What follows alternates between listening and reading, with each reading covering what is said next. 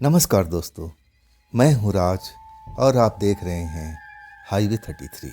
दोस्तों, हमेशा मेरा कोशिश रहता है कि इस चैनल पर मैं आपको अलग लेख से हट कर के कहानी सुनाऊं, जो अनछुई हो, अनसुनी कहानी हो, जो आपने अभी तक सुना नहीं होगा।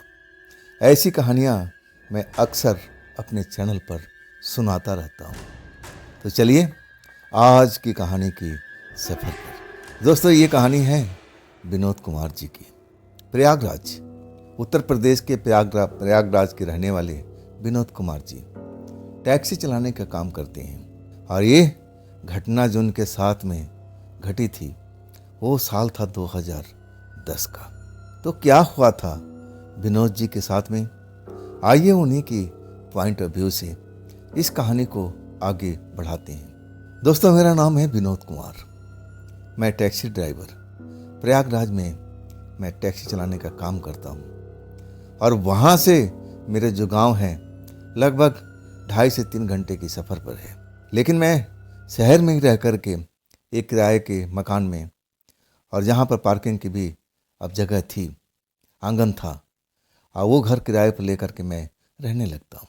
मेरे घर में, परिवार में मेरे माता पिता, एक मेरी छोटी बहन और एक मेरे से बड़ी बहन का शादी हो चुका था। कोई विशेष बड़ा परिवार नहीं था। अब मेरे जो पिता थे अब काम करते थे और मैं भी काम करता था। हम दोनों अपने अपने पैसा जोड़ते थे अपनी बहन की शादी के लिए। लगभग पैसा शादी के लिए जमा भी हो चुका था। मैं भी दिन रात परिश्रम करता था और मेरे पिता भी गांव में रह करके कुछ न कुछ करते रहते थे। खेती बाड़ी से लेकर के कुछ भी, कोई भी काम उनको मिल जाता तो छोड़ते नहीं थे। बस यही एक सपना था कि आप छोटी बहन का भी अब शादी हो जाए। लड़का देखा हुआ था, जो भी था शादी की अब बातचीत पक्की नहीं हुई थी, लेकिन दोनों तरफ से हाँ था। बस टाइम डेट वगैरह फिक्स करना था और इसके बाद समझ लो शादी पक्की ही हो गई थी। सारा तैयारी अब हमें करना था और उसके लिए सारे हम पैसा जोड़ जाड़ करके पिताजी को दे रखे थे। और पैसा भी कुछ ज़्यादा ही था। मैं पिताजी से पूछता था, जब मैं गांव जाता था तो पूछता था कि पैसा आप सुरक्षित रखे हो ना? और तब कहते हाँ हाँ बिल्कुल सुरक्षित है। मैंने कहा कि बैंक में रखे हो या फिर अपने पास में? और तब कहने लगे ना बैंक में है ना अपने पास है, लेकिन जहाँ है बिल्कुल सुरक्षित है। मैं हंस के कहने लगा कहीं चोरी वोरी ना हो जाए, ऐसे जगह पैसा मत रखना। और तब कहने लगे पिताजी कि कुछ भी हो सकता है, लेकिन हमारा पैसा चोरी नहीं हो सकता है।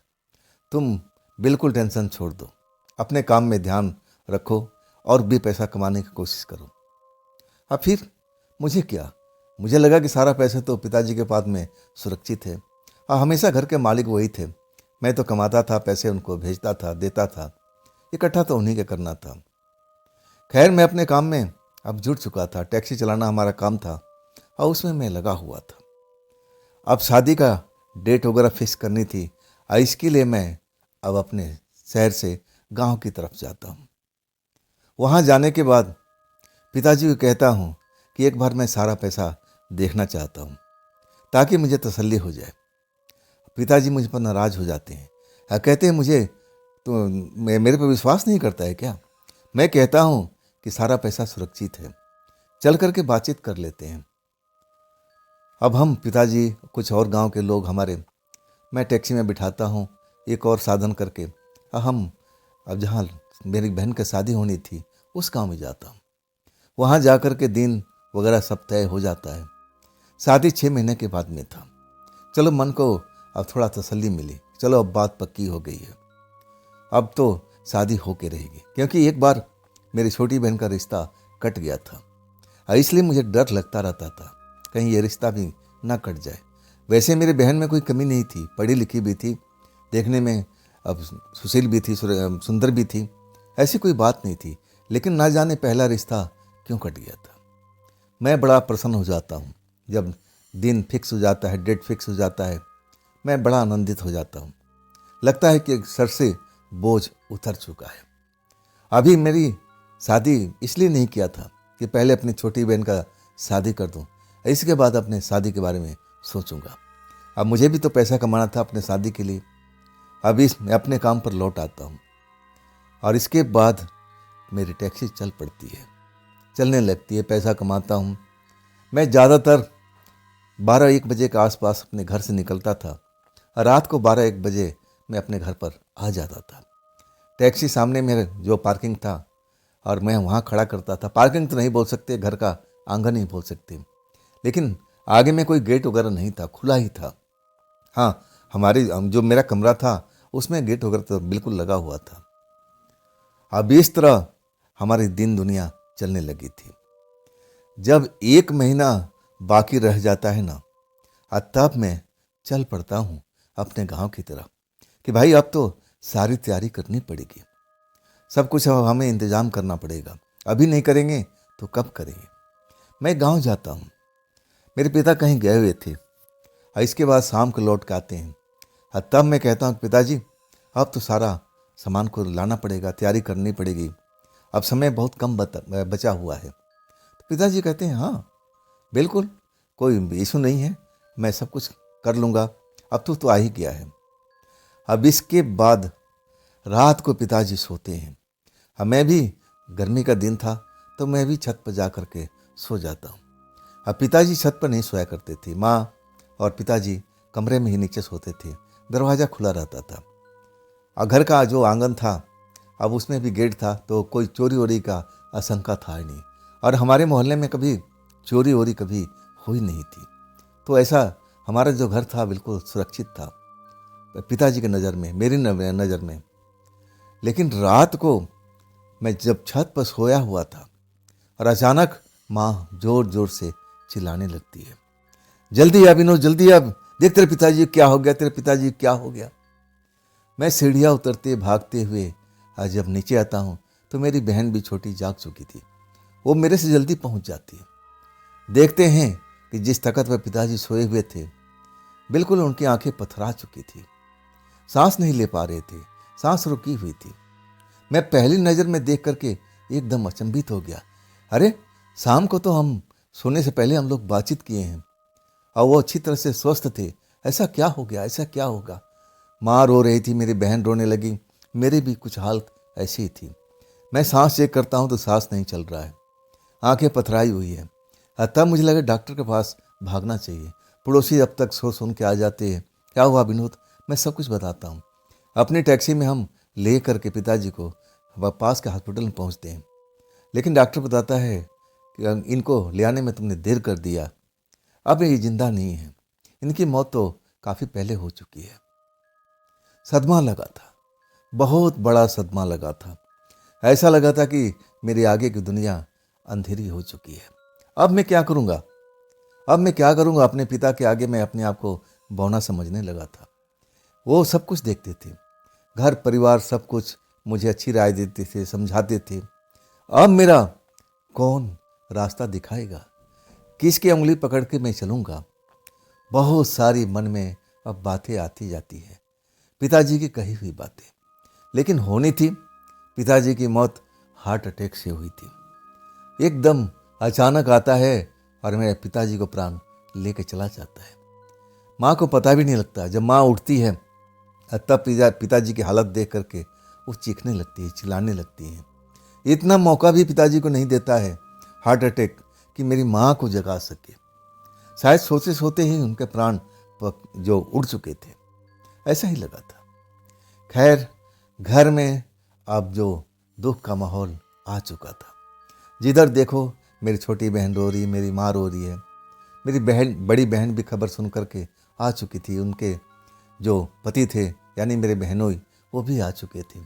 गम का बादल हमारे घर पर, हमारे मोहल्ले पड़ोस में सभी को सता रहा था। जो भी हमारे घर में आता रोते ही रहता, आंखों से आंसू उसके बंद नहीं होता था। ऐसा ही हाल कुछ मेरा था, लेकिन अब नियति थी, ये तो संसार में चलता रहता है, कोई आता है तो कोई जाता है, कब तक हम गम में डूबे रहेंगे। तब हमने लगने लगा कि बस पिताजी की इच्छा थी बहन का हाथ प्ले करना। अब जो दिन तारीख है उसी पर हमें ये सब काम करना पड़ेगा। लेकिन पैसे कहाँ हैं, पैसे पिताजी ने कहाँ रखा है। मैं माँ से पूछता हूँ कि माँ तुम्हें तो मालूम होगा, पिताजी ने बताया होगा पैसे कहाँ रखते हैं। माँ कहती कि नहीं बेटा, मुझे नहीं, आज तक नहीं बताया कहाँ रखते हैं पैसे, कहाँ से निकालते हैं, मैं तो आज तक देखी नहीं हूँ, मुझे नहीं पता बेटा। सदमा लगा था। एक तो पिताजी के मरने के बाद का सदमा, और इसके बाद दूसरा सदमा। पैसे कहाँ हैं, कहाँ रखे पिताजी? क्या किसी रिश्तेदारी को दे रखे हैं, अड़ोस पड़ोस में दे रखे हैं? सबसे मैं पता करता हूँ, क्या आपको मेरे पिताजी ने पैसा दिया है रखने के लिए? सब मना कर जाते हैं, नहीं भाई, मुझे नहीं दिए, मुझे नहीं दिए। रिश्तेदार भी मना कर देते हैं। तो आखिर पैसा रखते कहाँ थे? घर का कोना कोना हम लोग छान मारते हैं। पिताजी के संदूक का पूरी अच्छी तरह से तलाशी लेते हैं। रखेंगे तो इसी संदूक में एक बड़ा सा लकड़ी का संदूक था, और उसी में वो इस्तेमाल करते थे। वो संदूक भी अब खाली ही मिलता है, उसमें पैसा नहीं होता। सब लोग परेशान हो जाते हैं। परेशानी की हालात ही ऐसे पैदा हो चुकी थी। आखिर अपने बहन का हाथ हम पीला कहाँ से करेंगे, कैसे करेंगे इतना इंतजाम? सब कोई अब इस गम में डूब जाता है। सबसे दुखी मेरी माँ थी, रोती रहती थी। मैं कहता था कि माँ तुम रो मत, तुम शांत रहो, शांत मन से तुम ध्यान लगाने की कोशिश करो कि पिताजी सारा पैसा कहाँ रखते थे, खर्चे के लिए तुम्हें कहाँ से पैसा देते थे, तुम्हें तो कुछ याद होगा, कभी देखा होगा। लेकिन माँ कहती कि नहीं, वो हमेशा जेब में पैसा रखते थे, वही मुझे खर्चे के लिए दिया करते थे। अब इतना सारा पैसा वो तो जेब में रखेंगे नहीं, कहीं ना कहीं सुरक्षित स्थान पर रखे होंगे। आखिर हम कहाँ ढूंढे? घर पूरा कोना कोना छान मार चुके थे, घर में पैसा नहीं था, और वो लाखों रुपए थे, कम पैसे नहीं थे, लाखों रुपए में थे वो। इतना पैसा कहाँ रखे होंगे छुपा करके? मुझे लगा कि किसी अड़ोस पड़ोस में दे दिए हैं। अब मेरे पिताजी के मरने के बाद वो लोग पैसा हजम करना चाहते हैं, तभी नकार रहे हैं। शायद रिश्तेदार के पास में हो। मेरे मन बहुत दिशा में भटक रहा था। मैं सब पर शक की निगाह से देख रहा था कि हो ना हो, अपने पास तो इतना पैसा रखेंगे नहीं, लकड़ी के संदूक में इतना पैसा रखेंगे नहीं, बैंक का खाता था नहीं, ना वो बैंक में जाते थे, तो आखिर कहाँ रखते होंगे पैसा? दिमाग चकरा जाता है। घर में अब एक तरफ से मायूसी छा जाती है। मेरी बहन भी रो रही थी। उसको लगा कि जब पैसा ही नहीं तो मेरे साथी ब्याह कैसे होगा? एक तो पिताजी का मौत का गम, और ऊपर से अब शादी का वो गम सताने लगा था कि मैं अब कैसे हाथ पीले करूँगा। कुछ उपाय नहीं सोचता। हमारे गांव में कुछ ऐसे बुजुर्ग थे, वो कहने लगे बेटा घबराओ मत, घबराने से कुछ नहीं होता। मैं एक बाबा को जानता हूँ, तुम उनके पास में जाओ, पूरी समस्या बताना, देखना तुम्हारा उपाय जरूर करेंगे, वो पैसे तक पहुँचा देंगे तुम्हें, ऐसा कोई रास्ता निकालेंगे, तुम उनके पास में जाओ। मैं कभी तंत्र मंत्र पर, कभी भूत प्रेत पर यकीन नहीं किया था। मैं इन पर विश्वास भी नहीं करता था। मैं खुद टैक्सी ड्राइवर था, टैक्सी चलाने का काम करता था। मैं रात दिन अब शहर में टैक्सी, गांव में टैक्सी चलाया करता था। अगर भूत प्रेत होते तो मुझे दिखाई नहीं देते, लेकिन मुझे कभी भी टैक्सी के आगे, मेरे टैक्सी के आसपास कभी भी भूत प्रेत नज़र नहीं आए। हालांकि मेरे जो और साथी थे कहते थे कि फलाने रोड पर मुझे कुछ नज़र आया था। एक लंबा सा इंसान था, उसका लंबाई बहुत ज़्यादा थी। मेरे आंखों के सामने देखते देखते वो फिर गायब हो चुका था। मुझे लगा कि आंखों को धोखा होगा, मन का भ्रम हो जाता है कई बार। जब इंसान डर जाता है ना, तो ऐसे लोग या ऐसी शक्तियाँ कुछ उनको नज़र आने लगती है। लेकिन मैं इन पर विश्वास करता नहीं था। मुझे लगता था कि ये मन की बस भ्रम है, भ्रम के अलावा कुछ नहीं है। डर में ऐसे ही और डर लगने लगता है। अब मैं उस बाबा के पास तो जाना नहीं चाहता था, लेकिन गांव के जो बुजुर्ग थे, जो हमारे घर पर आते जाते रहते थे, मेरे पिता के साथ में उनकी खूब दोस्ती थी, उनकी बनती थी। चाय नाश्ता हमारे घर पर भी करते थे, मेरे पिताजी भी उनके घर पे जाते थे। तो एक तरह से बचपन से दोस्त जो चली आ रही थी गांव में दोस्ती, वो दोस्ती थी। लेकिन उम्र में मेरे पिताजी काफ़ी बड़े थे। वो घटना पर मेरे पिताजी के साथ बहुत अफसोस उनको हुआ था। वो भी रो रहे थे। उनको लगा कि मेरा साथी बिछड़ गया, भगवान मुझे क्यों नहीं उठा के ले गया, मेरी उम्र तो इतनी हो चुकी है, ये तो मेरे से काफ़ी छोटा था, इसको क्यों उठाया। लेकिन होनी तो हो के रहती है, उसको कोई रोक नहीं पाता है। अब चिंता मुझे खा रही थी कि पैसे के प्रबंध कहाँ से करूं। पैसा कहाँ गया, पिताजी ने कहाँ रखा था। अब घर में ऐसा कोना कोई बाकी नहीं था, ऐसा कोई रिश्तेदार नहीं था जिसे मैंने पूछा नहीं था। गांव के कोई ऐसा लोग नहीं था जो मैं उनसे पूछा नहीं कि पिताजी ने आपको पैसा दिया था ना, लाओ मेरे को दे दो। मैं ऐसे ही बात करता था। वो मेरी तरफ चौंक के देखने लगते, क्या बोल रहे हो विनोद, कैसी बात कर रहे हो, तुम्हारे पिताजी ने मुझे कब पैसे दिए। मुझे नहीं दिए भाई, किसी और को दिए होंगे, जाके पता कर लो। अब ये भी लाछन लगाओ क्या मुझ पर।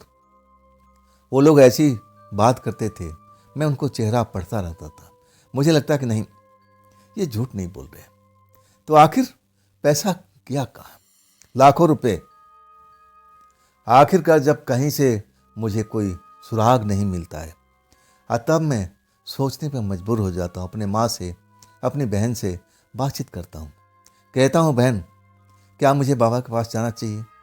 बहन भी पढ़ी लिखी थी और वो कहने लगी, भैया बाबा क्या करेंगे। अब पिताजी आप रहते तो बता देते कि आखिर पैसा कहाँ गया, बाबा कैसे बता पाएंगे। लेकिन मेरी माँ कहने लगी, एक बार जब वो कह रहे हैं भाई साहब, तो जाओ ना, एक बार उस बाबा जी से जाकर मिलो, क्या पता कुछ सुराग बाबा जी दे दें।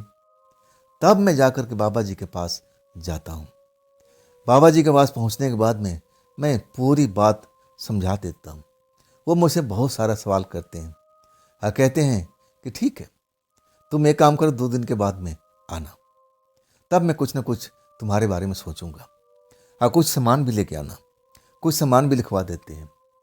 और फिर मैं लौट आता हूँ। पिताजी को अब कहाँ पैसा रखा हुआ था ये भी ढूंढना जरूरी था।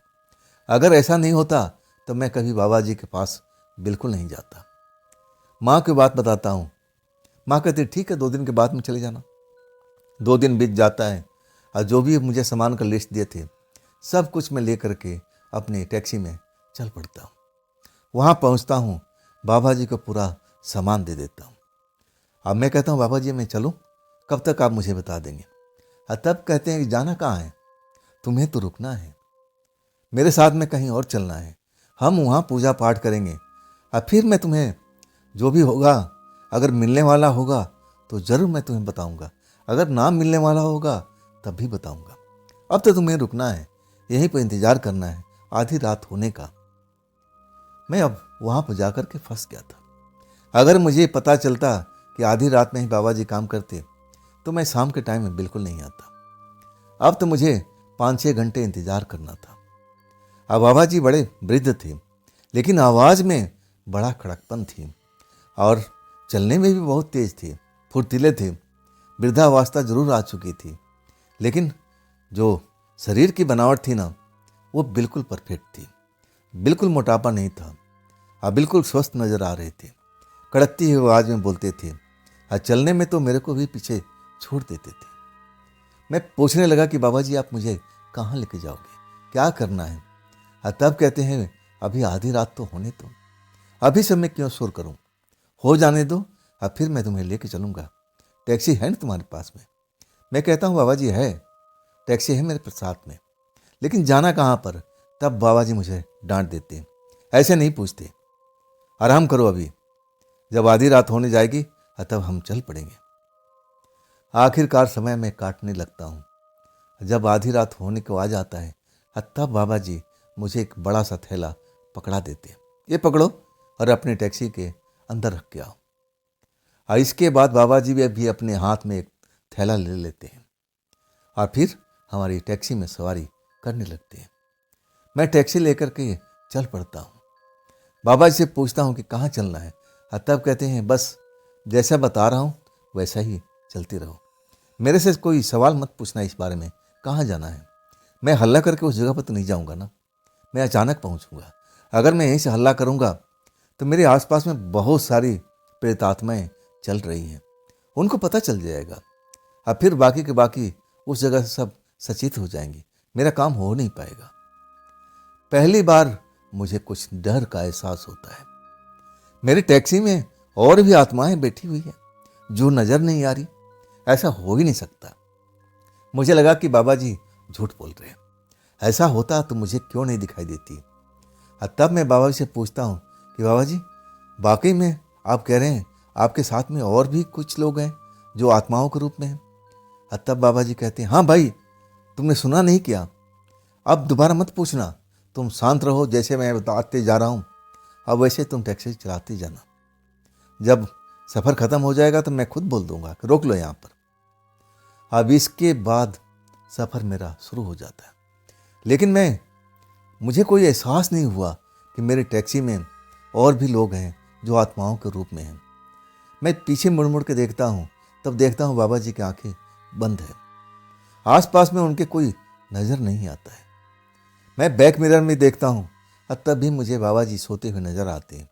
उनके आसपास में भी कोई लोग नज़र नहीं आते। तो आखिर वो आत्माएं थी कहाँ पर? मुझे डर लगने लगा था। मैं कभी भूत प्रेत को देखा नहीं था। हाँ, बातें किस्से कहानियाँ जरूर सुना था। पहली बार मुझे डर का अनुभव होता है कि सच बाबा जी जो बोल रहे हैं उसमें सच्चाई है या नहीं है, मैं समझ नहीं पा रहा था। लेकिन एक डर मेरे शरीर में आ चुका था। आखिरकार आंख बंद था बाबा जी का। मैं बैक मिरर में गाड़ी चलाते हुए देख रहा था। तभी कहते हैं, विनोद, आगे से एक रास्ता दाहिनी साइड का मुड़ेगा, उसी पर गाड़ी ले लेना बेटा। बाबा जी सो रहे थे, आंखें बंद था।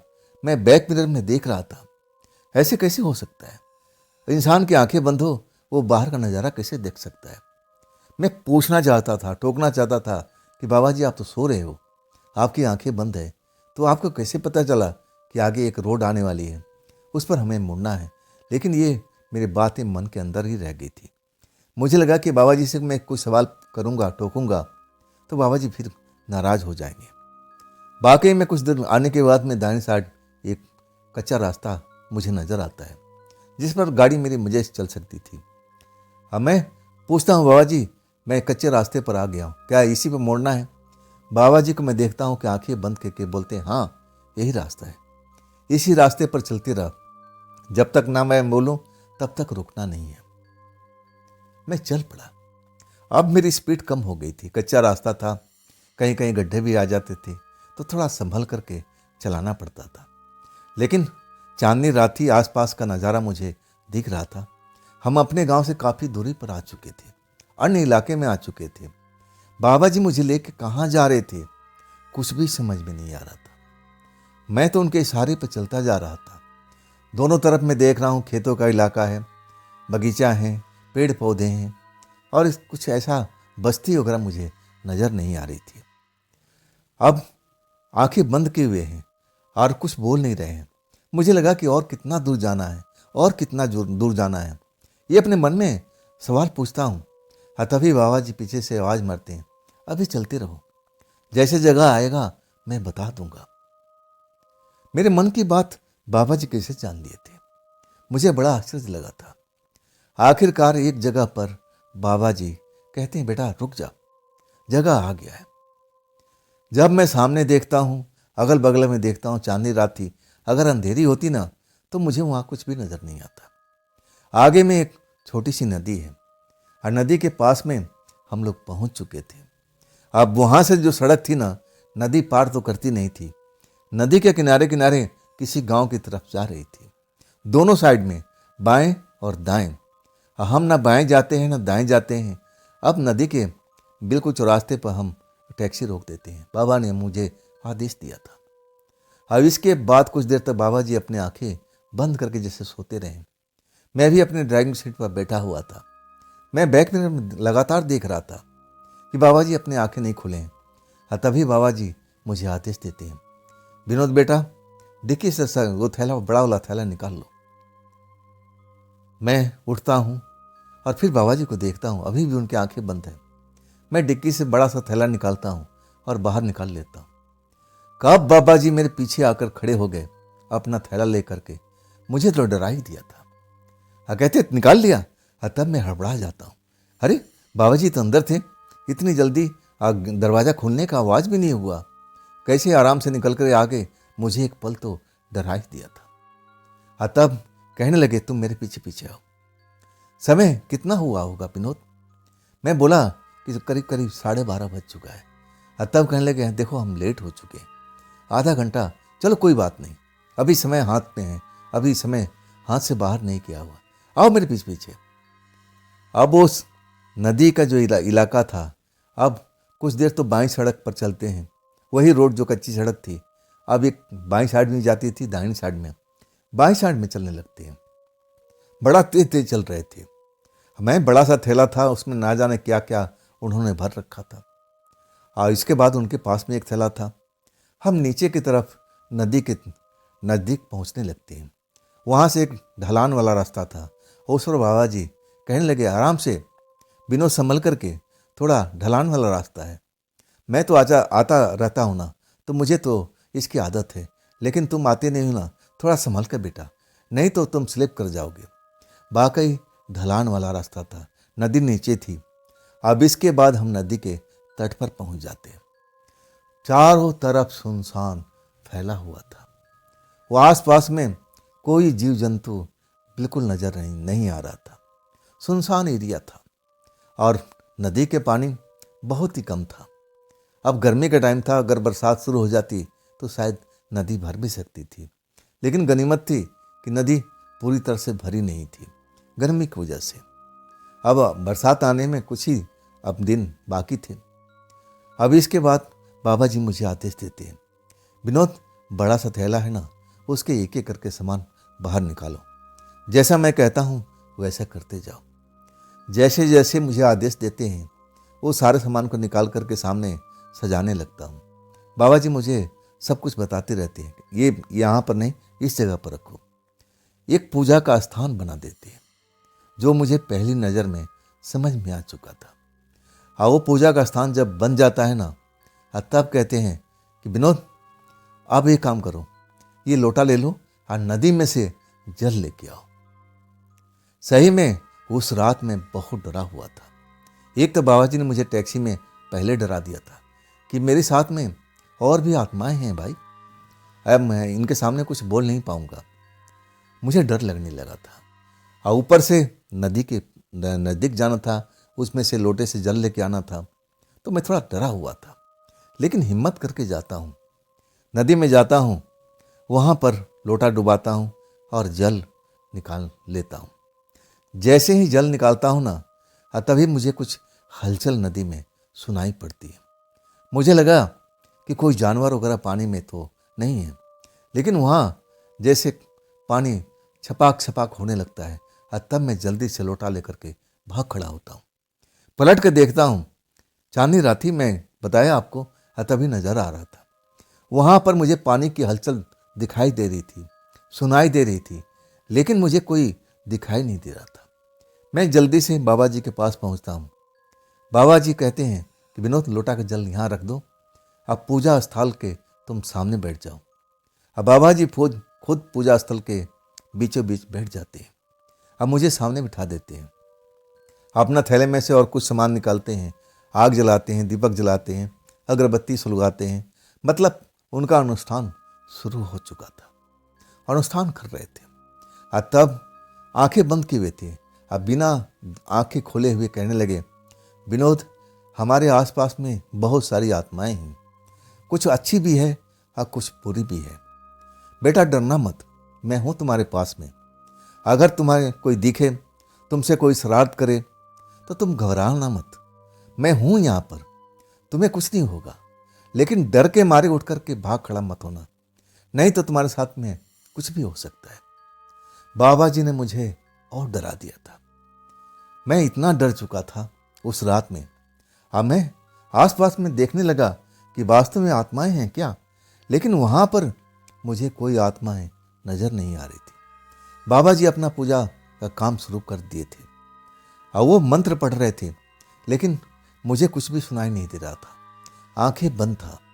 अब मैं अपने आसपास में देखने की कोशिश कर रहा था कि कहीं वास्तव में जैसे बाबा जी ने कहा वैसी आत्माएं तो नहीं है, लेकिन मुझे एक भी आत्मा नजर नहीं आती है।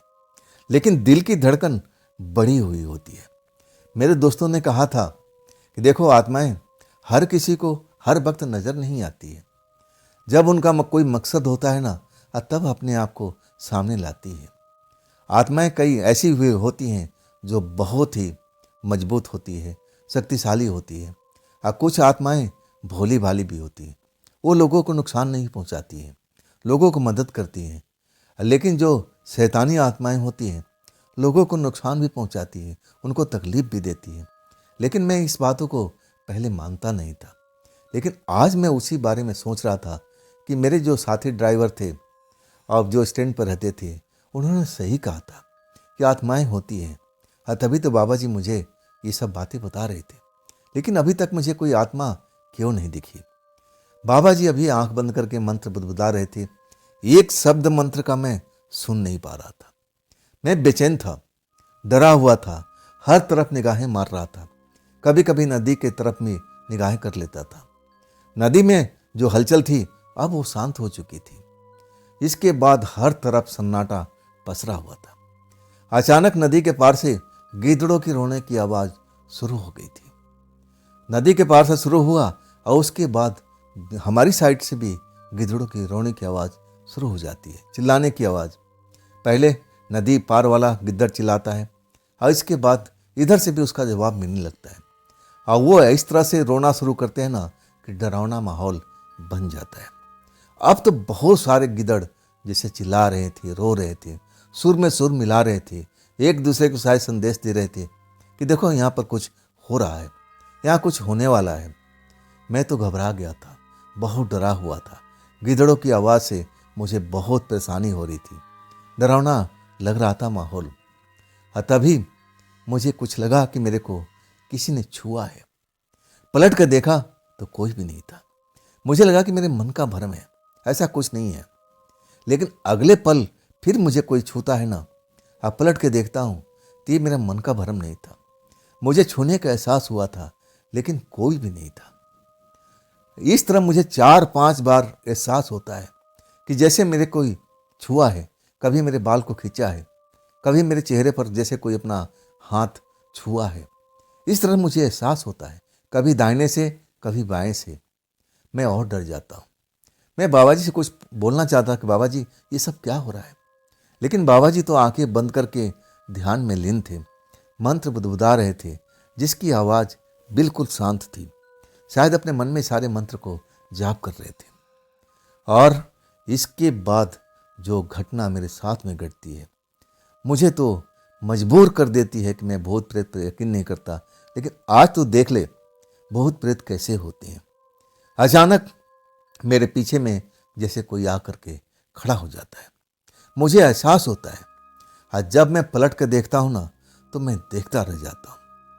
मैं देखता हूँ एक जवान महिला है, बहुत ही खूबसूरत, खुले हुए बाल उसके हवा से लहरा रहे हैं, सफ़ेद वस्त्र में है, आंखें उसकी चमक रही है, इतनी सुंदर है कि कोई भी लड़का उसको देख करके वो आप अपनी पत्नी बनाने को सोचेगा। कोई भी अपना उसको प्रेमी का बना सकता है, इतनी खूबसूरत थी। उम्र लगभग 25 से 30 साल के अंदर में थी। वो अचानक किधर से आई और कब मेरे पीछे खड़ी हो जाती है, मैं उसका आवाज़ भी नहीं सुन पाता। जैसे ही मुड़ के देखता हूँ वो मुस्कुराती है और अगले पल बाबा जी की आवाज़ सुनाई देती है, उधर नहीं, उस लड़के के पास नहीं, इधर आओ, इधर आओ, मैंने तुम्हें बुलाया है, मैंने तुम्हें बुलाया है, तुम उस लड़के के पास में क्या कर रही हो। बाबा जी चीखने लगते हैं, चिल्लाने लगते हैं, मेरे पास में आओ, उधर नहीं, उस लड़के को छोड़ दो, मेरे पास में आओ, मेरे पास में आओ। तब जा कर के वो महिला बाबा जी की तरफ जाती है, लेकिन जैसे ही 2 कदम आगे बढ़ाती है मैं उसको देख नहीं पाता, जैसे हवा में विलीन हो जाती है। कहाँ चली गई? अभी तो मेरे सामने में एकदम इंसानी रूप में खड़ी थी। और जैसे ही बाबा जी डांटने लगते हैं, उसको बुलाने लगते हैं, आदेश देने लगते हैं, और तब वो मेरे पीछे से अब आगे की तरफ बाबा जी की तरफ बढ़ती है। दूसरा कदम जैसे ही आगे करती है उसके पूरा शरीर जैसे हवा में विलीन हो जाता है। बाबा जी उससे बात कर रहे थे कि तुम बताओ, इस लड़के की परेशानी, इसके पिताजी बहुत सारा धन कहीं पर रख कर गए हैं, क्या किसी को दे के गए हैं, कहाँ रखे हैं, तुम्हें सब कुछ ढूंढ कर देखना है। तुम्हारे पास समय बस 10 मिनट का है। मुझे पता है कि 10 मिनट के बाद तुम मेरी बात को बिल्कुल नहीं मानोगे, लेकिन अभी मेरे पास में पावर है, शक्ति है। मैं तुम्हें आदेश दे रहा हूँ कि 10 मिनट के अंदर में तुम्हें सब कुछ जानकारी मेरे पास पहुँचानी है। ये लड़का बहुत परेशान है, इसकी छोटी बहन की शादी है, पैसे की ज़रूरत है, इतना तो कर दो मदद, जल्दी जाओ, मेरे पास ज़्यादा वक्त नहीं है। वो प्रेतात्मा तो मैं दोबारा उसको देख नहीं पाया, और वो बाबा जी किधर भेजे हैं मुझे कुछ नहीं मालूम। मेरी हालत कुछ ख़राब थी, मैं डरा हुआ था। कभी भूत प्रेत को अब सोचता भी नहीं था कि भी भूत प्रेत से मेरी मुलाकात होगी। मैं तो उनको मानता ही नहीं था, लेकिन जब मैं देखता हूँ अपनी नज़रों से, तब मुझे लगा कि मैं गलत था। मेरे साथी ड्राइवर बिल्कुल सही थे। शायद उन्होंने जो बोला था उन्होंने सच में देखा था। वो लंबा इंसान का जिक्र करते थे कि मुझे उस रोड पर दिखाई दिया था। उनका कहना था कि कोई जिन्नात था, जिन परिवार से था, इसलिए उसकी लंबाई काफ़ी थी। यही सब बात सुन करके मैं और डर जाता हूँ। ना जाने अब क्या होगा, इस जगह पर क्या होगा। 10 मिनट के बाद क्या मुझे वो धन मिल जाएगा? क्या वो प्रेतात्मा मुझे बता देगी? 10 मिनट अब बीत जाता है, लेकिन वो औरत मुझे आती हुई नज़र नहीं आती। बाबा जी बेचैन लगते हैं। ओह, कहते हैं बेटा समय देखो, समय देखो। मैं समय देखता हूँ, अंदाज़ा लगाता हूँ कि हाँ, लगभग 10 मिनट तो बीत चुका है। ज़्यादा होने लगा है, ज़्यादा होने लगा है। मैं डरी आवाज़ में बाबा जी से बोलता हूँ। तब बाबा जी कहते हैं वो मुझे धोखा दे गई, धोखा दे गई बेटा, लेकिन मैं हार नहीं मानूंगा। मैं दोबारा आऊँगा, मैं दोबारा आऊँगा। अब फिर कुछ मंत्र पढ़ने लगते हैं, और वो वहाँ पर कोई, अब मुझे वो औरत दोबारा से दिखती नहीं है। बाबा जी ना जाने क्या कर रहे थे, पूजा पाठ तो कर ही रहे थे, और ऊपर से काफ़ी मंत्र का उच्चारण कर रहे थे। और वो एकदम उठ के खड़े हो जाते हैं एक झटके से, चारों दिशाएं में घूम घूम कर देखने लगते हैं, आवाज़ लगाने लगते हैं, तुम यहीं पर हो ना, आस पास में हो ना, मेरे पास में आ जाओ। अरे इस लड़के को मदद कर दो, इस लड़के की तुम्हारी ज़रूरत है। ये लड़का बहुत परेशान है, इसकी बहन की शादी है, और इसके पापा ने पैसा कहाँ रख दिए हैं, अब कोई नहीं जानता है। तुम मदद कर दो ना, तुम ऐसा क्यों मुझसे क्यों भाग रही हो? मैं मानता हूँ कि तुम मुझसे नाराज़ हो, लेकिन इस लड़के पर रहम करो ना, इस लड़के पर रहम करो ना। अब बता भी दो ना, तुमने देखा कुछ? लेकिन ना तो प्रेतात्मा दिखती है, ना उसका आवाज़ मुझे सुनाई पड़ता है। और तब बाबा जी निराश हो जाते हैं, कहते हैं हम लोग लेट हो चुके थे, मैं लेट आया था। ये लेट होने का वजह है, हमें टाइम पर पहुंचना चाहिए था। अब चलो, कुछ दिनों के बाद हम दोबारा आएंगे। सामान समेटो विनोद। अब उनका जो उत्साह था ना, बिल्कुल ठंडा हो जाता है। चेहरे पर मैं परेशानी उनको देख रहा हूँ। अब मैं परेशानी में था और डरा हुआ भी था। ऐसा मैंने कभी पहले अपनी आंखों से देखा नहीं था। आखिरकार सारा सामान इकट्ठा करते हैं। कुछ सामान कहते हैं बेटा विनोद, इनको ले जाकर नदी में डाल दो, ये दोबारा इस्तेमाल में नहीं आते हैं, इनका नदी में डाल दो। मैं सारा सामान नदी की तरफ लेकर चलता हूँ। आज जैसे नदी किनारे पहुँचता हूँ ना, फिर पानी के अंदर में शोर होने लगता है, हलचल होने लगती है। ऐसा लगता है कि नदी के पानी के अंदर में कोई है, और वो हलचल करके बता रहा है कि भाई मैं हूँ यहाँ पर। कौन है? कोई जानवर है, इंसान है, कोई आत्मा है, कोई पिशाचनी है, मुझे नहीं मालूम। जैसे ही हलचल होता है ना, मैं घबरा जाता हूँ। हाँ, मैं जल्दी से सामान को दूर से ही फेंक करके वापस भाग आता हूँ बाबा जी के पास में। हाँ, जैसे ही पीछे मुड़ कर देखता हूँ, वो हलचल अभी भी हो रही थी, लेकिन पहले जितना नहीं। मैं बाबा जी के पास आता हूँ। हाँ, कहता हूँ बाबा जी, मैं नदी में कुछ हलचल हो रहा था, सब कुछ बताता हूँ जल्दी जल्दी। कहते हैं वो तेरे साथ में खेल खेल रही है, वो खेल खेल रही है तेरे साथ में। चल कोई बात नहीं, अब अगला समय आने दो और मैं सब कुछ सही कर दूंगा। आज तो मुझे धोखा दे गई। कौन थी वो? बाबा जी के क्या रिश्ते में लगती थी? बाबा जी का अब वो तंत्र मंत्र से परेशान थी, क्यों बाबा जी से नाराज थी? अब तो मैं नहीं बता सकता था, लेकिन बाबा जी कहना था कि वह मुझसे नाराज चल रही है। मतलब बाबा जी के साथ में उसकी अच्छी दोस्ती थी, मित्रता थी। अब नाराजगी किस बात पर थी, ये तो बाबा जी ने नहीं बताया। सारा सामान समेट ले थे, जो फेंकना था फेंक चुके थे। अब फिर अपने गाड़ी की तरफ चल पड़ते हैं। गाड़ी स्टार्ट करता हूँ, लेकिन गाड़ी स्टार्ट नहीं होती है। कई बार मैं कोशिश करता हूँ, और ऐसे गाड़ी कभी मेरा धोखा नहीं देती थी। और जब परेशानी हो जाती है, मुझे लगता है कि अब क्या हुआ, अब क्या हुआ। तब बाबा जी कहते हैं अरे घबरा मत, वही है, तुझे वो परेशान कर रही है, मैं उसको देख पा रहा हूँ। तू डर मत, इस बार तू गाड़ी को स्टार्ट कर, गाड़ी स्टार्ट हो जाएगी। अब वास्तव में गाड़ी स्टार्ट हो जाती है। मैं अब तेज़ी से कच्ची सड़क पर गाड़ी आगे बढ़ाने लगता हूँ, लेकिन बीच बीच में गड्ढा भी था, संभल के गाड़ी चलाना पड़ रहा था। मैं बैक मिरर में देखता आ रहा था कि वो प्रेतात्मा हमारे पीछे तो नहीं आ रही है, लेकिन मुझे कोई प्रेतात्मा नज़र नहीं आती। मैं बाबा जी से देर के बाद में सवाल पूछता हूँ कि बाबा जी अब कैसे क्या होगा। कहने लगे घबरा मत, आज का टाइम निकल चुका है, अब मैं तुम्हें बताऊंगा, 2-3 दिन के बाद मेरे पास में आना, अब मैं फिर देखूंगा कि कौन सा दिन को हमें दोबारा वो काम को करना है। तू चिंता मत कर, मैं तेरी मदद जरूर करूंगा। लेकिन अब आज का समय निकल चुका है और वो जो प्रेतात्मा है ना, मुझसे नाराज चल रही है। मैं पूछना चाहता था नाराजगी का वजह, लेकिन मैं बोल ही नहीं पाया। और इसके बाद तो बाबा जी आंखें बंद कर लिए थे, बिल्कुल जैसे लगा था कि सो चुके हैं। मेरी टैक्सी की सफ़र चलने लगती है। आखिरकार बाबा जी के पास मैं घर पहुंचता हूं, बाइज्जत उनको उतारता हूं, सारा सामान उनके घर में पहुंचा देता हूं। और फिर हाथ जोड़ के कहता हूं कि बाबा जी मैं कब आऊँ। और तब उंगलियों पर गिनते हुए कहते हैं कि बेटा 5 दिन के बाद में आना। तो और सुन, 5 दिन के बाद में आएगा ना, तो जो सामान तेरे को लिखवा के दिया था वो सामान फिर लेके आना। और देख, अब आना तो शाम के टाइम में नहीं, 8-9 बजे के बीच में पहुंच जाना, क्योंकि हम उस रात को जल्दी निकलेंगे, क्योंकि सफ़र लंबा है और रास्ता भी ठीक नहीं है, इसलिए देरी हो चुकी थी। नहीं तो हम बिल्कुल टाइम से निकले थे, हम बिल्कुल टाइम से पहुंच जाते। अब रास्ता गड़बड़ है ना बेटा, इसलिए देर हो गया, लेकिन इस बार हम समय से निकलेंगे। मैं अब वहाँ से विदा लेता हूँ और सीधा अपना टैक्सी अपने घर। माँ बहन जैसे टैक्सी की आवाज़ सुनती है, दरवाज़ा खोल देती है। मेरी बहन जैसे पूछ रही भैया कुछ पता चला, लेकिन वो बोलती नहीं है। आंखों से मैं समझ जाता हूँ कि वो भी परेशान है, जानना चाहती है कि बाबा जी ने कुछ मदद किया। माँ पूछती है कि हाँ बेटा कुछ पता चला। और तब मैं बहन की तरफ देखते हुए कहता हूँ कि नहीं बहन, अभी नहीं पता चला, लेकिन बाबा जी ने बोला है 5 दिन के बाद फिर से मुझे बुलाया है।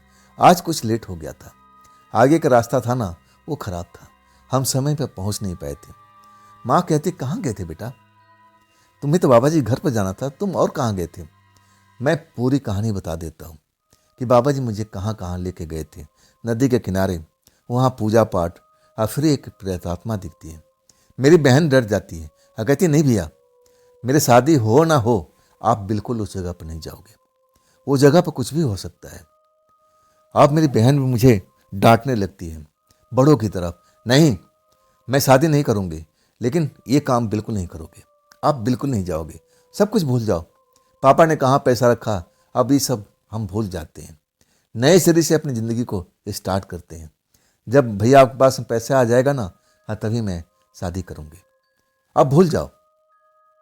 वाकई वो मेरी बड़ी बहन दिख रही थी उस टाइम में, मुझे शिक्षा दे रही थी कि भैया टेंशन मत करो, मैं शादी अब नहीं करूँगी, जब तुम्हारे पास में पैसा आ जाएगा ना, तब मेरे लिए कोई दूल्हा देख देना, तब मैं शादी करूँगी, अभी आप लोग चिंता मत करो। माँ को भी समझाती है, मुझे भी समझाती है।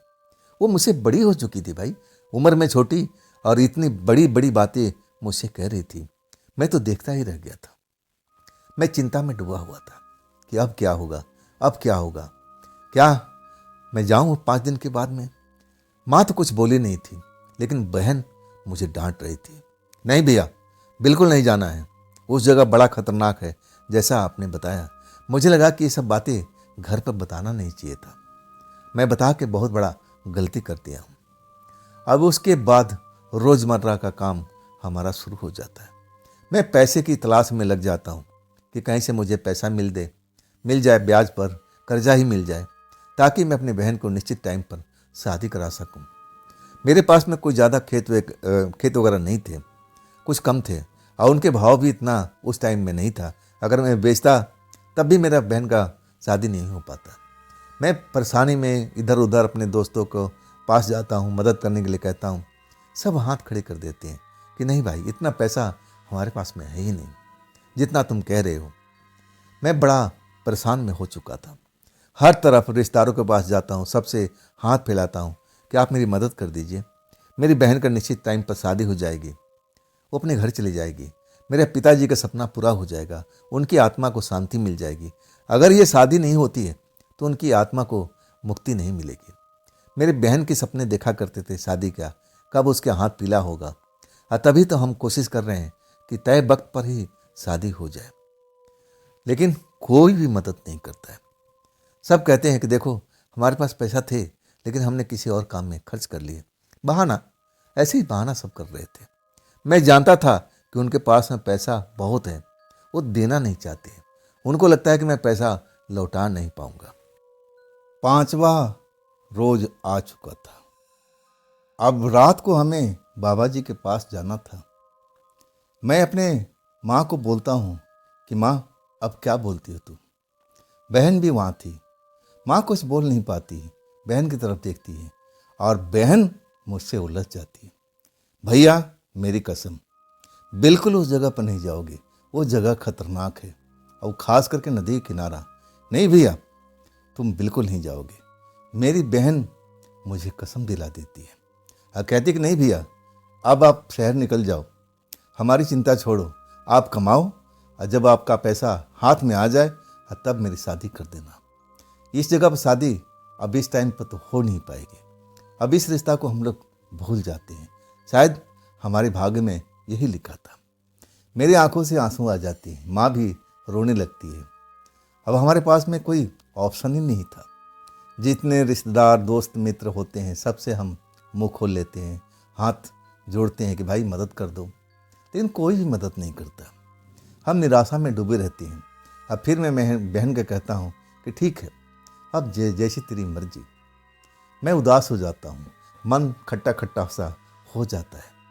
बहन भी रोने लगती है लेकिन अपने आंसू को दिखाती नहीं है। मैं उसके अंदर में वो दर्द देख रहा था, एक तो पिता का खोने का दर्द और ऊपर से अब रिश्ता भी टूटने जा रहा था। मैं नहीं चाहता था कि रिश्ता ये टूटे। ये मेरे पिताजी का सपना था, ये सपना मैं पूरा करना चाहता था। अब मैं कर नहीं पा रहा था। मैं बड़ा निराश हो जाता हूँ। मैं सोचा कि चलो अब सुबह और रात तो यहाँ गुजारते हैं, आज सुबह अपनी टैक्सी लेकर के शहर निकल जाऊँगा, दिन रात मेहनत करूँगा। अब मैं पैसा इकट्ठा करके तभी घर लौटूँगा। अब मैं उन संबंधियों से जिनके यहाँ रिश्ता तय हुआ था, मैं उनके पास जाऊँगा, उनको हाथ जोड़ूँगा कि कुछ दिन के लिए अब रिश्ता हम अब एक तरह से रोक देते हैं। जब मेरे पास में पैसा आ जाएगा, जब मैं पूरी शादी की तैयारी कर लूँगा, तब हम नए सिरे से दिन बार रख लेंगे। अब इसके बाद मैं यही सोच विचार करके मैं परेशान रहने लगा, गांव के इधर उधर अपने दोस्तों के पास, लेकिन कहीं भी मन नहीं लग रहा था। रात हो चुकी थी। अब मैं अपने घर लौट आता हूँ, तब मेरी बहन कहती कहाँ गए थे भैया, आपको मैं देख करके खुश हो जाती हूँ, आप बाहर जाते हो तो मुझे डर लगने लगता है। आप ऐसा मत करो, आप रात को कहीं निकलो मत, यहाँ पर मुझे चिंता सताती है भैया आपकी। वो मुझसे बड़ी हो चुकी थी, देखने में मेरे से छोटी थी, उम्र में भी छोटी थी, लेकिन बड़ी बड़ी बातें मैं उसको तरफ देखता रह जाता था कि कितना बदल गई है, कितना इसमें बदलाव आ गया है, कितनी ज्ञानी बन गई है। मुझे उपदेश दे रही है, बिल्कुल मेरी माँ की तरह समझा रही है। अब मैं यही सोच विचार करके मन ही मन रोने लगता हूँ कि काश मेरे पास में कहीं से पैसा आ जाए ताकि मैं अपने बहन का हाथ पीला कर सकूँ उसी रिश्तेदार के साथ में। मैं अपने छत पर चला जाता हूँ। छत पर मेरा कमरा था, उसी कमरे में दरवाज़ा खोल करके अब सो जाता हूँ। गर्मी का टाइम था, हालांकि पंखा चल रहा था, लेकिन बाहर का हवा का कुछ मज़ा ही अलग था। ठंडा ठंडा हवा आता था। अगर दरवाज़ा बंद कर दो तो थोड़ा गर्म मौसम होने लगता था घर का। ऐसे ही मैं अब बिस्तर पर सो करके सब यही चिंता करने लगता हूँ। रात गुजर जाती है, 12:30 फिर 1 बज जाता है। मेरी आंखों में नींद नहीं आ रही थी। मैं यही सोच रहा था तभी करीब 1:30 बजे के आसपास में मुझे ऐसा आभास हुआ कि जैसे मेरे कोई बालों को खींचा हो। एक झटके से दर्द सी हुआ। मुझे लगा कि मेरे सर के बाल कहीं तख्त के अंदर तो नहीं फंस गए, तकिया तो नहीं दब गए, लेकिन जब पीछे मुड़ के देखता हूँ तो ऐसा कुछ था ही नहीं। मैं फिर सोने की कोशिश करता हूँ, आंख बंद करता हूँ, तभी मेरे गालों को कोई सहलाता है और उस टाइम मैं अपनी आंखें खोलता हूँ, लेकिन कोई नज़र नहीं आता है। कौन हो सकता है भाई? मुझे लगा कि मेरे मन का भ्रम है, बस ऐसे ही है और कुछ नहीं है।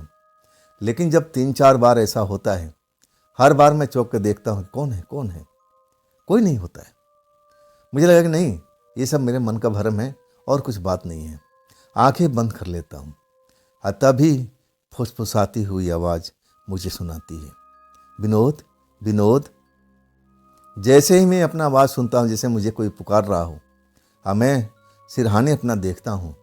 वही प्रेत आत्मा लड़की जो मुझे नदी के किनारे दिखाई दिया था और जो मुझे छेड़ रही थी।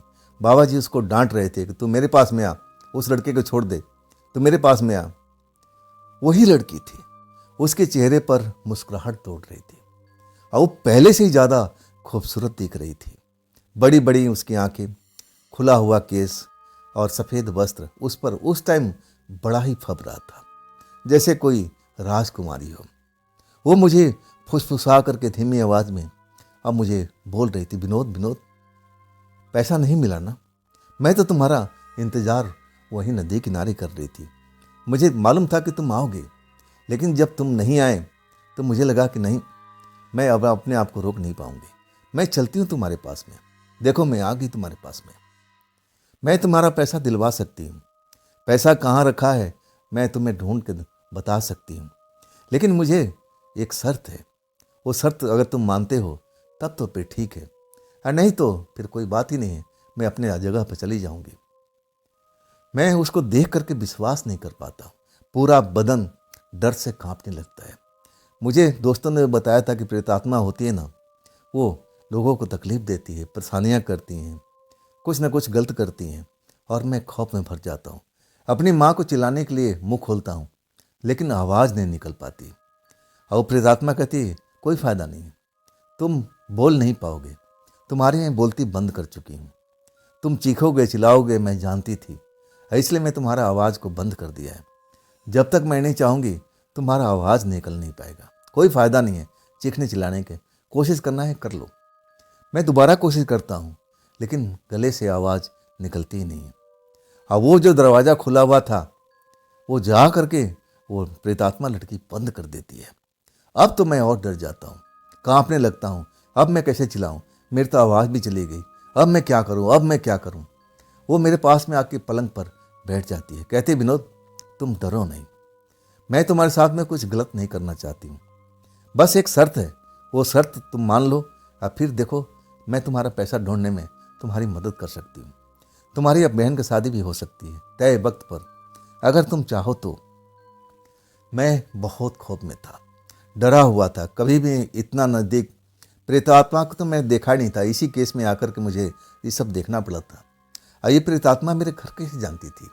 इतना दूर का सफ़र करके ये कैसे आ गई बिना जाने हुए? मैं इसी बात को सोचता हूँ, डरा हुआ हूँ। और तब कहती है, देखो, तुम्हारे पास में अब यही वक्त है।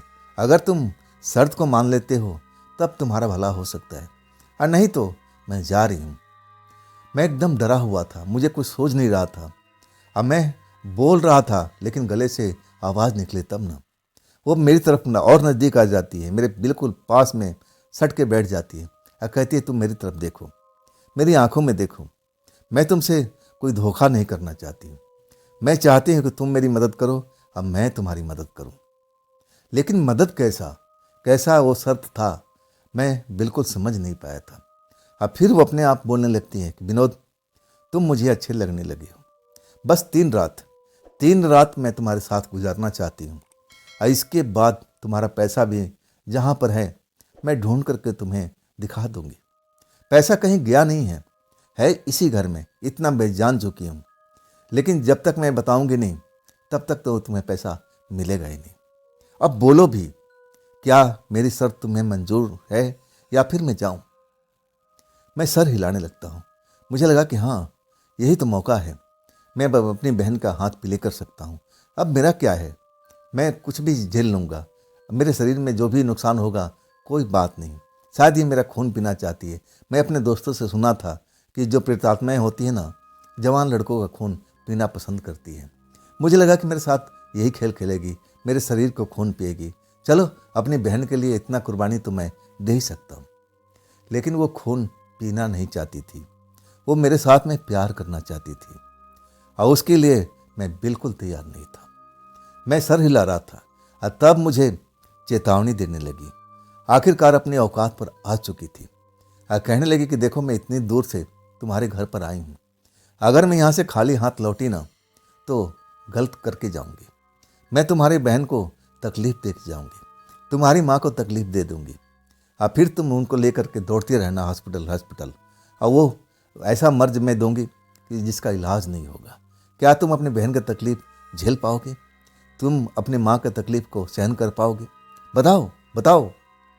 तब मैं एकदम और डर चुका था, खौफ में भर गया था। मैं अपना तकलीफ़ बर्दाश्त कर सकता था, लेकिन मेरी बहन को कोई तकलीफ़ हो जाए मुझे गवारा नहीं था, और माँ के साथ में तो बिल्कुल नहीं। और तब मैं अपने आप को बिल्कुल सरेंडर की भावना में आ जाता हूँ कि ना, अब मुझे इसकी शर्त मान लेनी चाहिए। और तब मैं सर हिला देता हूँ और तब मेरे सर पर हाथ फेरती है और कहती है, मैं जानती थी तुम मेरे शर्त को मान लोगे। चलो अब देर नहीं हुई है, 3 रात मेरा होगा। और देखो, ये बात अपने परिवार में, अपनी बहन से, अपने भाई से, अपने दोस्तों से किसी को नहीं बतानी है। ये हमारे तुम्हारे बीच में समझौता है। मैं तुमको कुछ देने वाली हूँ और तुमसे कुछ लेने वाली हूँ, बस इतना ही है। इस समझौते पर हम दोनों कायम रहेंगे और तभी हम दोनों सही रहेंगे। अगर तुम समझौता तोड़ते हो तो मैं तुम्हारी बहन को बहुत कुछ कर सकती हूँ, तुम्हारे माँ के साथ मैं गलत कर सकती हूँ।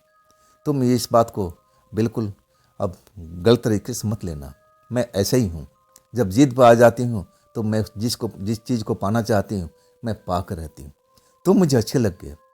जब मैंने तुम्हें पहली बार देखा नदी किनारे तो मुझे लगा कि हाँ, तुम्हारे साथ दोस्ती करना चाहिए। मैं तो बिल्कुल खामोश हो गया था। मेरे तो ऐसा लग रहा था कि मैं अब शून्य हो चुका हूँ, मेरा कोई अस्तित्व ही नहीं है। मेरा शरीर तो है, लेकिन मेरी आत्मा जिसे सो चुकी है, और वो मेरे साथ में, अब मैं अपने आप को शर्त मान लिया था। अब मेरे साथ में अब खेल शुरू कर दिया था। जब सुबह हुई तब मुझे चेतावनी दे करके कहती है, ये बात हमारे तुम्हारे बीच का है, तुम्हें ध्यान है ना? अगर तुमने गलती से मेरे बारे में घर में जिक्र कर दिया, अपने दोस्तों में जिक्र कर दिया, तो देख लेना, मैं जो बोली हूँ वो करके जाऊँगी। अब बाद में तुम पछताते रहना। मैं डर जाता हूँ। मेरे सामने ही, घर के अंदर ही वो लड़की गायब हो जाती है। अब मैं चारों तरफ देखते रहता हूँ, लेकिन वो नज़र नहीं आती है। और तब मैं दरवाज़ा खोलता हूँ। सुबह हो चुकी होती है। सीधा माँ के पास जाता हूँ, बहन के कमरे में देखता हूँ कि बहन सकुशल है ना, माँ ठीक ठाक है ना। बहन भी ठीक थी और कहने लगी कि हाँ भैया, सुबह सुबह इतना जल्दी कैसे उठ गए, जाना है क्या? और तब मैं कहने लगा कि नहीं बहन, अभी नहीं जाऊँगा। वैसे मेरे जाने का प्रोग्राम था, सुबह ही निकलना था शहर के लिए, क्योंकि मुझे पैसा कमाना था। लेकिन जिस काम के लिए मैं शहर जा रहा था वो काम तो अब घर में रह के हो सकते हैं। देखते हैं। मैं डरा हुआ था, मेरा चेहरा पीला पड़ा हुआ था। मेरी बहन टोक रही थी, रात भर में तुम्हारे चेहरे पर ऐसा क्यों, क्या हो गया भैया? मैं कुछ जवाब नहीं दे पाया। यही बात मेरी माँ भी मुझसे टोकती है, तू ठीक है ना बेटा? कोई परेशानी दिक्कत नहीं है तुझे? तबीयत ठीक है ना? अतः मैं माँ के कहता हूँ कि हाँ, सही ढंग से सो नहीं पाया माँ, यही चिंता करते करते। मेरी बहन कहती है कि मेरी चिंता छोड़ दो भैया, मेरे भाग्य में जो लिखा होगा वही होगा। मैं चाहती हूँ कि तुम शहर जाओ और टैक्सी चलाओ, कमाई करो, और जब पैसा इकट्ठा हो जाए तो मेरे हाथ पीले कर देना। अब कोई ज़्यादा हड़बड़ मत करो, ये संबंध टूटने दो। ये मेरे साथ में लिखा हुआ ऐसे ही था, मेरे भाग में नहीं था। मैं तो ना जाने क्या क्या सोच रहा था। मेरे तो अब पापा का सपने याद आ रहे थे। पापा का यही सपना था कि इस परिवार में शादी हो जाए, मेरी बहन का हाथ पीला हो जाए। मैं तो इसी काम में अब आगे बढ़ रहा था। पूरा दिन इधर से उधर घूमना, घर का छोटा मोटा काम मुझे करने में कोई मज़ा नहीं आ रहा था। मैं बस सोचता रहता था कब पैसा मिले, कब पैसा मिले। आखिरकार रात आती है। अब 12 जैसे ही बजता है वो प्रेतात्मा मेरे पास में आ जाती है। अब फिर मैं उससे रिक्वेस्ट करता हूँ, आज मेरी आवाज़ नहीं जाती है, मेरी आवाज़ को बंद नहीं करती। मैं उससे रिक्वेस्ट करता हूँ कि अब तो मेरे को आपने पा लिया और मैं आपके साथ में 3 दिन तक हूँ, 3 रात तक हूँ, तो आप तो मुझे बता दीजिए कि पैसा कहाँ है, ताकि मैं अब पूरी तैयारी करूँ, समय भी कम है। कहने लगी चिंता मत करो, पैसा तो मैं 3 रात की ही बताऊँगी। जो मैंने बोल दिया तो बोल दिया है। आज दूसरी रात है, एक रात की और बात है। अब मैं तुमसे वादा करती हूँ कि मैं बता करके सामने चलूँगी कहाँ पैसा रखा हुआ है, सब कुछ मैं तुम्हें दिखा दूँगी। अब मेरे पास में कुछ बचा ही नहीं था। मैं उसके आगे सरेंडर हुआ पड़ा था। मेरे शरीर से खेल रही थी, मेरे तन मन से खेल रही थी। अब मैं उस चीज़ को झेल रहा था। सुबह होती है, फिर मुझे चेतावनी देती है कि ये बात हमारे तुम्हारे बीच में है। ये बात लोगों को बिल्कुल नज़र नहीं आना चाहिए, ना तुम किसी को बताओगे।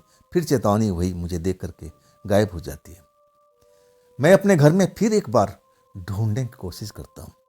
पूरा घर का कोना कोना, गठरी से लेकर के पेटी तक दोबारा तलाश करना शुरू कर देता हूँ। मेरी दीदी, मतलब मेरी बहन और मेरी माँ उसमें साथ देती है। अब पूरा हम लोग थक जाते हैं, पूरा चीज़ इधर से उधर करके, लेकिन पैसा कहीं पर भी नज़र नहीं आता। आखिरकार हम थक जाते हैं। मेरी बहन कहती है कि भैया मुझे तो लगता है कि पापा किसी रिश्तेदार को दे दिए हैं, इतना पैसा घर में कभी नहीं रखेंगे। अब हम भूल जाते हैं। अब रिश्तेदार जिसके पास पैसा गया वो दोबारा हमें नहीं देगा, उसकी नीयत में खोट आ गई है। मुझे भी यही लगा। तो आखिर प्रेतात्मा कहाँ से पैसा देने वाली थी। फिर रात आती है। रात आते ही अब मैं उससे फिर पूछना शुरू कर देता हूँ कि अब तो बता दो, तीसरी रात है। और तब कहते ही अभी नहीं, सुबह के टाइम में, सुबह तक मैं ज़रूर बता के जाऊँगी। आज मेरी आखिरी रात है, मुझे यहाँ से निकलना भी है, कोई मेरा इंतज़ार भी कर रहा है, उसके पास भी जाना है। पूरी रात मेरे कमरे में रहती है। और जब सुबह होने को तैयार हो जाता है तब मैं उसके आगे हाथ जोड़ देता हूँ। अब तो बता दीजिए कहाँ है पैसा, कहाँ रखा हुआ है। कहती है हाँ चलो मेरे पीछे पीछे। दरवाज़ा खुलता है। अभी सूरज निकला हुआ नहीं था, अंधेरा ही था, लेकिन सुबह हो चुकी थी। मैं सीढ़ियाँ उतरता हूँ, आगे आगे वो, अब पीछे पीछे मैं। मुझे डर लग रहा था कि कहीं माँ आंगन में जाग न गई हो, आ न गई हो, क्योंकि सुबह जल्दी जाग जाती थी। मेरी बहन का कोई चिंता नहीं था, वो देर तक सोती रहती थी। मुझे माँ का ही फिक्र था। लेकिन माँ का दरवाज़ा बंद था, मतलब माँ बेटी आराम से सो रही है, चलो अच्छा ही है। प्रेतात्मा मेरे पिता के कमरे में आती है। अब उस कमरे को तो हम ना जाने कितनी बार तलाश कर चुके थे। एक एक कोना हमने अब देख डाला था, लेकिन कहीं पर भी पैसा कौड़ी कुछ दिखाई नहीं दिया था। प्रेतात्मा आती है और कहती है पैसा तो यहीं पर है, मुझे उसकी खुशबू आ रही है। अब मुझे थोड़ा सा टाइम दे दो, तुम ज़रा इधर उधर हट जाओ। अब मैं बाहर निकल आता हूँ और उस कमरे में, मेरे पिता के कमरे में, जिस तख्त पर सोते थे, पुराना तख्त था, बहुत पहले का, मेरे दादाजी का बनाया हुआ वो लकड़ी का तख्त था, मजबूत था। और उस कमरे में और कुछ सामान भी नहीं था, उस पर बिस्तर लगा हुआ था। और इसके बाद प्रेतात्मा मुझे आवाज़ देती है, हल्की फुसफुसाहट, विनोद अंदर आ जाओ, मिल गया मिल गया। अब तो मेरे खुशी का ठिकाना नहीं। कमरे में दाखिल होता हूँ तो मैं देखता हूँ कि पूरा तख्त खाली पड़ा हुआ है। उस पर जो बोरिया बिस्तर बिछा हुआ था वो सब नीचे पटका हुआ है। और तख्त का एक कोने वाला साइड में एक गुप्त ऐसा कुछ बना हुआ था, बॉक्स की तरफ में। और वो बॉक्स का ढक्कन उस प्रेतात्मा ने हटा दिया था और उसमें कपड़े के अंदर में पैसा सुरक्षित रखा हुआ था। और उस तख्त को ना जाने कितनी बार हम लोग ढूंढ चुके थे, तख्त का कोना कोना छान मार चुके थे, लेकिन तख्त का वो गुप्त जो बॉक्स था हमें नजर ही नहीं आया। किस स्टाइल में बना हुआ था, कोई देख करके पहचान नहीं सकता था कि इसके अंदर में कोई बॉक्स भी है, उसके अंदर लाखों रुपए पड़े हुए हैं। मैं तो जस्ट आंखें फाड़ फाड़ के देखने लगता हूँ। वो बंडल खोलता हूँ कपड़ों का और उसमें से करारे करारे नोट नजर आने लगते हैं। और उसी वक्त प्रेतात्मा कहती है, विनोद मैंने अपना वादा पूरा किया, अब मेरे जाने का वक्त है, मुझे कोई और बुला रहा है, मैं वहाँ पहुँच रही हूँ, अब तुम्हारा काम हो गया ना, अब तुम चिंता मत करो, अपनी बहन की शादी धूमधाम से करो। और उसके बाद वो प्रेतात्मा वहाँ से निकल जाती है। मैं काफ़ी देर तक उसी तख्त के ऊपर बैठा रहा और सारी चीज़ को देखता रहा। मुझे यकीन नहीं हो रहा था कि ऐसा भी हो सकता है। इस तख्त को ना जाने कितनी बार हम देख चुके हैं। और तब मुझे लगा कि बस माँ का आवाज़ लिया जाए, आवाज़ दिया जाए, बहन का भी आवाज़ लगाया जाए। मैं चीखने लगता हूँ, माँ बहन जल्दी आओ जल्दी आओ जल्दी आओ। मेरी चीखने के चिल्लाने की आवाज़ सुन करके मेरी बहन पहले जाग जाती है और वो दरवाज़ा खोल करके दौड़ती हुई आती है और उसके पीछे पीछे मेरी माँ भी। क्या हुआ विनोद, क्यों चीख रहा है? पापा के कमरे में क्या कर रहा है? क्या कर रहा है बेटा यहाँ पर? आती है और जैसे ही वो तखत का वो गुप्त जो बॉक्स है उसको नज़र आता है और उसके अंदर करारे करारे नोट देख करके उसका आंखों को विश्वास नहीं होता है। और वही रिएक्शन मेरी बहन के साथ, ये पैसा कहाँ से आया, इसमें बॉक्स कहाँ से है? हम तीनों एक दूसरे की तरफ देख रहे हैं। मेरे पास में कोई जवाब नहीं था। मैं कैसे बताता कि उस प्रेतात्मा ने मुझे ये सब ढूंढ के दिया है? अगर मैं बोलता तो अपने संबंध खराब करने वाला बात था। वो प्रेतात्मा नाराज हो जाती, फिर मेरे बहन के साथ में कुछ कर सकती थी, मेरे माँ के साथ में कुछ कर सकती थी। हाँ, तब मैं झूठ कहने लगा कि मुझे सपने में ख्याल आया था कि चल करके तख्त को मैं एक बार टटोलूं। मुझे लगा कि तख्त के अंदर ही पैसा है। देखो मैंने ढूंढ लिया। इस बॉक्स को कोई देख के बता सकता है कि यहाँ पर बॉक्स हो सकता है। और उसी हिसाब से मेरे दादाजी ने उसका निर्माण कराया था। अब उस टाइम में बैंक वगैरह तो होते नहीं थे, चोरी चकारी का डर रहता था, तो ऐसा गुप्त बॉक्स उसमें बनवा कर रखा था जो कोई भी चोर आकर के ढूंढते रह जाए उसको नज़र नहीं आता। अब वैसे ही बॉक्स मेरे सामने खुला हुआ था। हम तीनों एक दूसरे को देख रहे थे। मेरी बहन की आंखों में खुशी के आंसू टपक रहा था। हाँ, मेरे आंखों में वही हाल था, मेरी माँ की आंखों में वही हाल था। हम विश्वास नहीं कर पा रहे थे कि इस जो देख रहे हैं ना, वास्तव में हम स्वप्न में हैं या फिर जगी हुई हालत में देख रहे हैं। आखिरकार मेरा पिता का सपना पूरा होता है। उसी जगह पर उसी तय वक्त पर मेरी बहन की शादी धूमधाम से होती है। अब मुझे लगा कि बस मैंने अपने पापा का सपना पूरा कर दिया हूँ। तो दोस्तों, ये थी विनोद कुमार जी की भेजी हुई अपनी आप बीती। ये इनकी आप बीती आपको कैसी लगी कमेंट में ज़रूर बताइएगा। दोस्तों, अगर आपके पास भी ऐसी कोई घटना है, कोई अपनी आप बीती है जो आप मुझ तक पहुंचाना चाहते हो, तो आप मुझे इंस्टाग्राम पर, मेरे व्हाट्सएप नंबर पर, मेरे मेल आईडी पर अपनी घटना को, अपनी आप बीती को आप मुझे शेयर कर सकते हो। दोस्तों, ये भी चैनल आप ही का है, तो इसको भी अपना प्यार दीजिए, लाइक कीजिए, सब्सक्राइब कीजिए, अपने दोस्तों को शेयर कीजिए, हाई वाले बटन को ज़रूर दबाइएगा। दोस्तों, फिर हम मिलते हैं ना कल की रात इसी चैनल पर, इसी टाइम पर। आप लोग अपना ख्याल रखिएगा। नमस्कार।